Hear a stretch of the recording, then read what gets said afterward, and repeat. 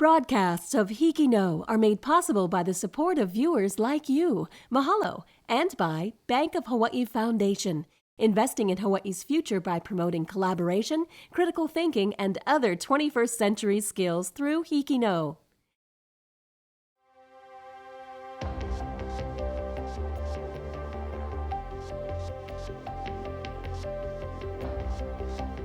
Aloha, I'm Kukui Raymond from Waihona High School. And I'm Noah Faumuina from Castle High School. We're your hosts for this special presentation of stories nominated in the 2017 HIKI NŌ Awards. For the past 5 weeks, Kukui and I and other HIKI NŌ students have been showcasing stories nominated in various categories.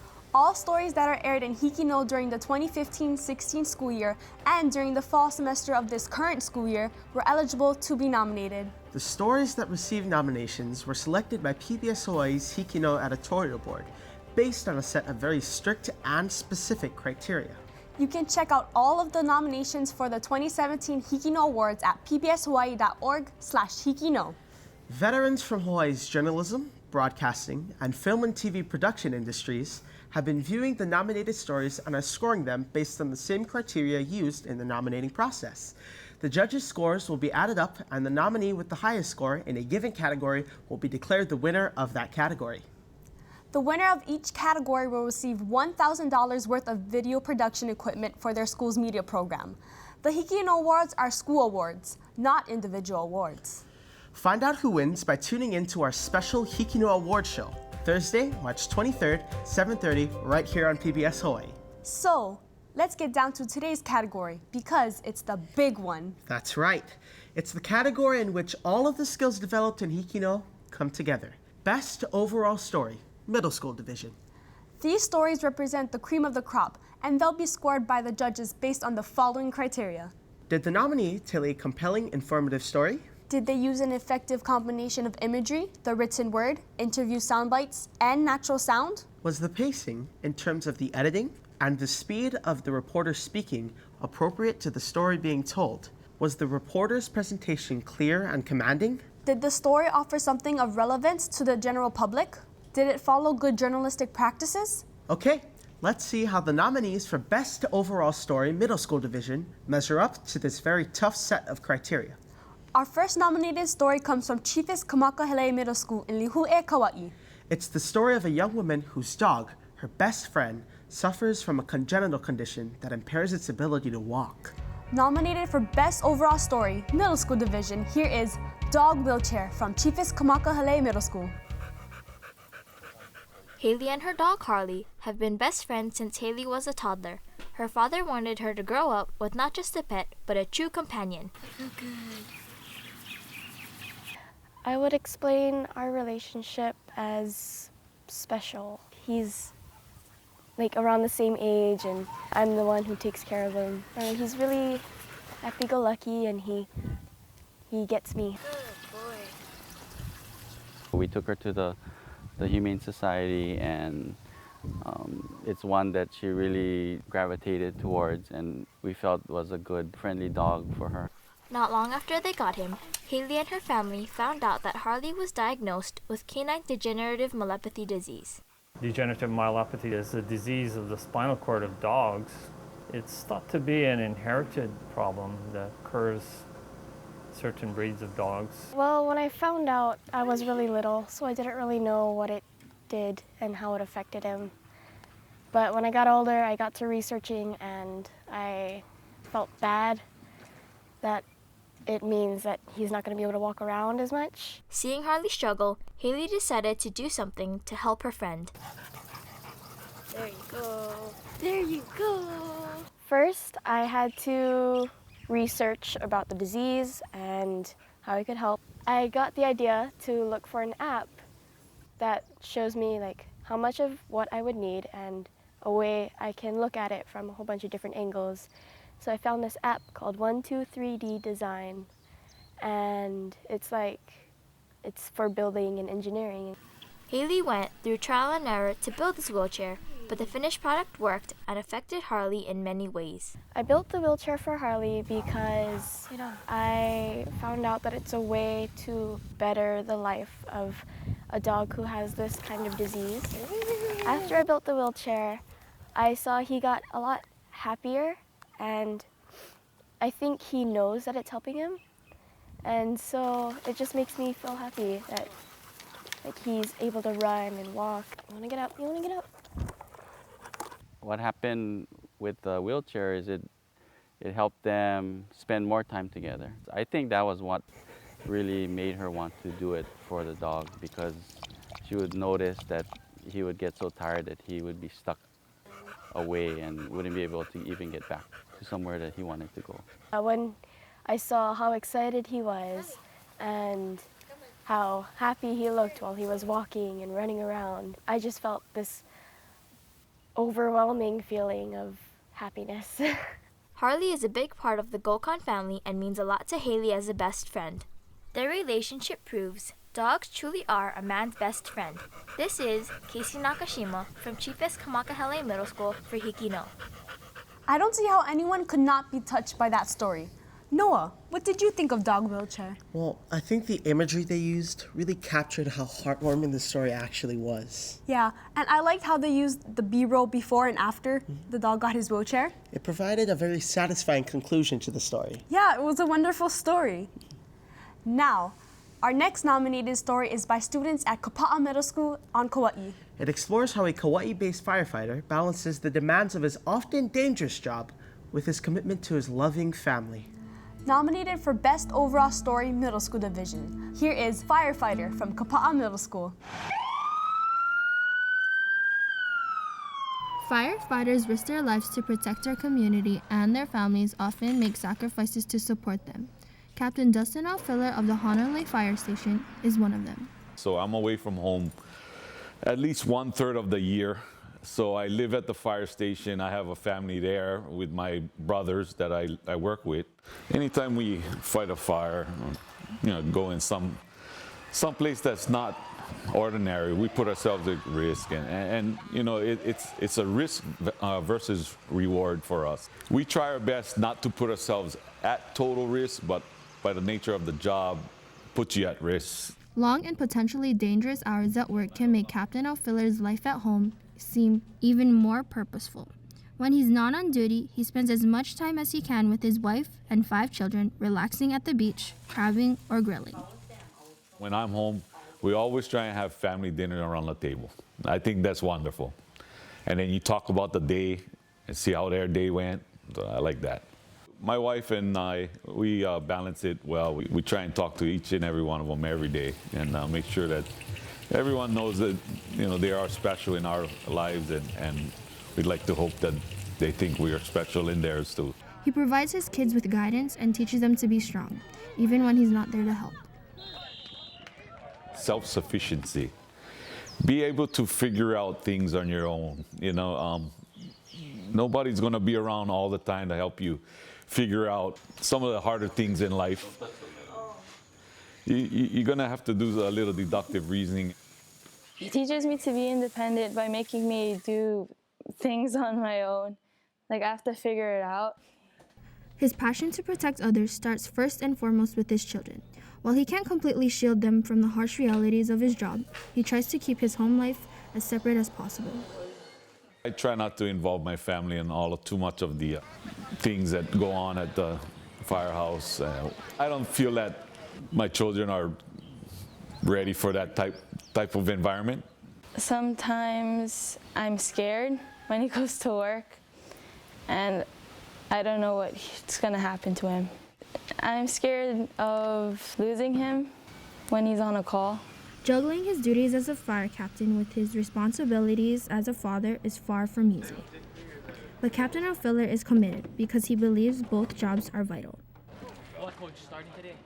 It's always been in my bloodline. My dad was a firefighter, so I watched what he did for a living. He really encouraged me to give others before yourself, and that's what I kind of do. My dad's job impacts the community because it's a really hard job that you're risking your life for. People look up to him because of it. He's such a strong role model for other people and for me as well. Captain Alfiller's family sees him as both a hero in the community and, more importantly, a loving parent who is always the first to respond to their needs. This is Julianne Castro from Kapa Middle School for HIKI NŌ.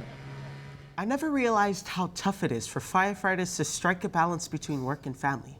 Kukui, how would you assess Firefighter? What I liked about it was in the beginning how they set it up with the siren, so I immediately know that we were in a fire station. Yeah. I thought the pacing was great because it held my attention throughout the entire video. Now, our next story in this category is by students at Waihona o auao Public Charter School in Nanakuli, Oahu. It's a historical piece about the person who is credited with inventing the instrument that became the signature sound of Hawaiian music. Nominated for Best Overall Story Middle School Division, here's Steel Guitar from Waihona o auao Public Charter School.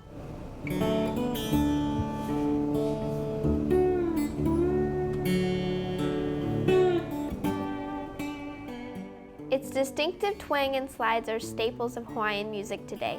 The steel guitar has influenced musicians globally, but got its start more than 100 years ago, with a native Hawaiian man from the little town of Laie on Oahu. His name was Joseph K. Kuku. I've heard several stories of how it got started. The one I heard was he was walking home on the train track and playing his guitar, and his comb or something fell and hit the guitar, and he liked the sound that it made. This twang kind of a sound. Oh, that gave him an incentive to improve on the sounds. So he started practicing with this thing on the strings to get the sound that he wanted to, and eventually ended up with the steel bar. The bar creates that sliding effect that you hear that is kind of like the signature sound of Hawaii. The signature sound started to spread. When he was 30, Keikuku decided to leave Hawaii. He took his invention and his passion for Hawaiian music with him.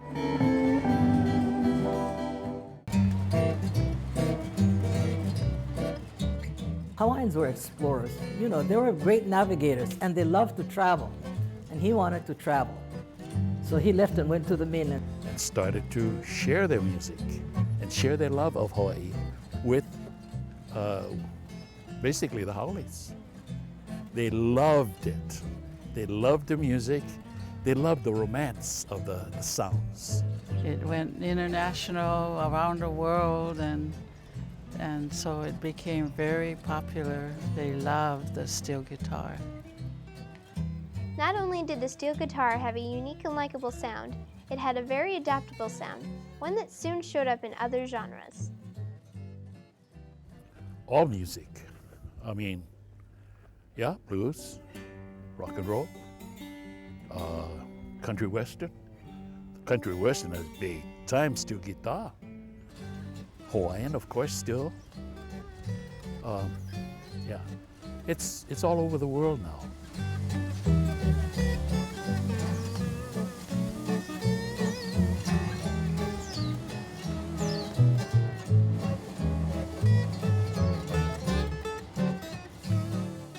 And Joseph K. Kuku's invention, the steel guitar, lives on. The unique sound that he developed lives on, and thus the legacy lives on. So, steel guitar has influenced the world just by that one man. Uncle Joseph K. Kuku. This is Sarah Peterson from Waihona o auao Public Charter School for HIKI NŌ. I had no idea that's how the steel guitar was invented. So Noah, what did you think? Well, I really like the opening shots. The sound of the steel guitar being played really brought me back to that nostalgic feel of Hawaiian music. Yeah, I really like the music. And it's nice having a story about Hawaiian culture in the mix. Coming up next is a story from Seabury Hall Middle School on Maui. This story takes place in one of Hawaii's national parks and explores the history of the favored mode of transportation along the park's trails. Nominated for Best Overall Story, Middle School, this is Haleakala Mules from Seabury Hall Middle School. Haleakala National Park on Maui has been using mules since the 1930s. The crater was designated as a national park in 1916, and it is protected by the Federal Wilderness Act, which states, "An area where the earth and its community of life are untrammeled by man. There shall be no temporary road, no use of motor vehicles, no landing of aircraft." Well, we use mules here in Haleakala because Haleakala is a designated wilderness, so in general there's a restriction. There's no motorized vehicles, motorized equipment period allowed. During the 1930s, the trail system and the wilderness cabins were constructed by the Civilian Conservation Corps. The mules carried all of the lumber and all of the food and supplies for the crews that built the cabins and the trails. Almost a century later, Michael McKinnon, the current animal caretaker, is preparing to lead his mules into the crater on a 28-mile round-trip journey. What do you say, Lefty? He and his co-workers are packing supplies to maintain the cabin and assist in conservation projects. Like I can pack lumber, I can pack plants, anything you can throw at me up to a certain point, I can get in there on the backs of the mules somehow. If you want me to take something into the backcountry for you, I'm going to do it. I can cruise in there faster than you can hike. My riding mule, Jake, will move out about 4 miles an hour. Hup, mule, hup. Good boy, Jake. Get up, mules. Get up, Toby. Get up, Jake.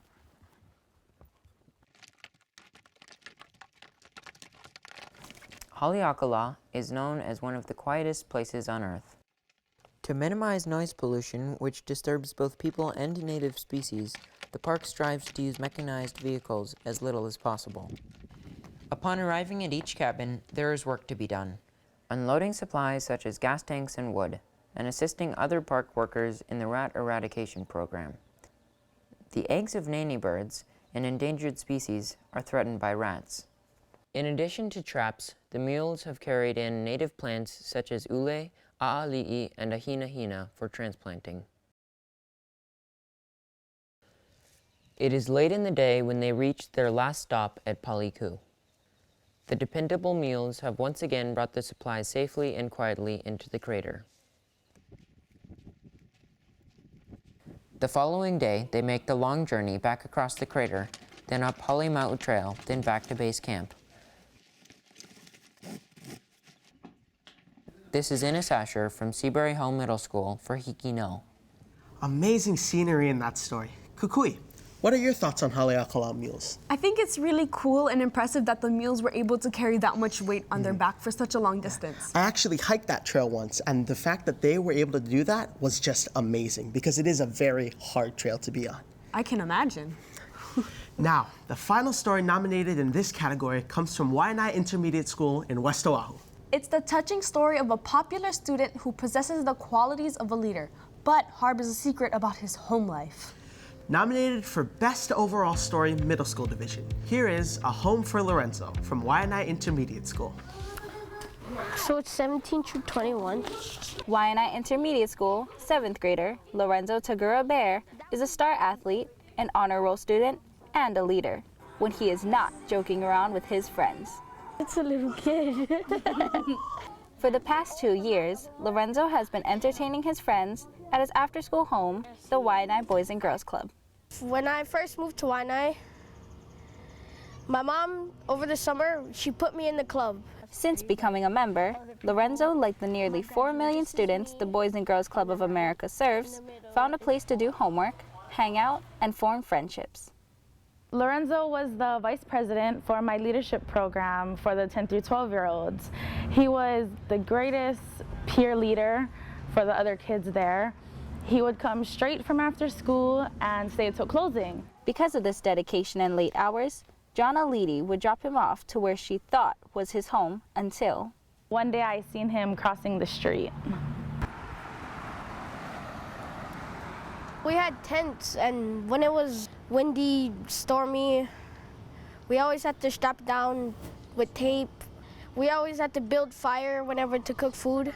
The Waihona community has more homeless than anywhere else in the state of Hawaii. Larenzo is just one of the approximately 1.7 million youth who are homeless every year in the nation. It was in here where Larenzo lived with 12 other people. Being homeless, my mom never really called it homeless. She called it houseless. You don't have much food, but we try. I'm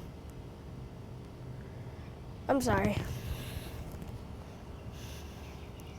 I used to sleep there, but I chose to stay with my mom because I figured I could help her out a little because she was having a hard time. Larenzo being homeless was unacceptable for Boys and Girls Club director Lana Keamo.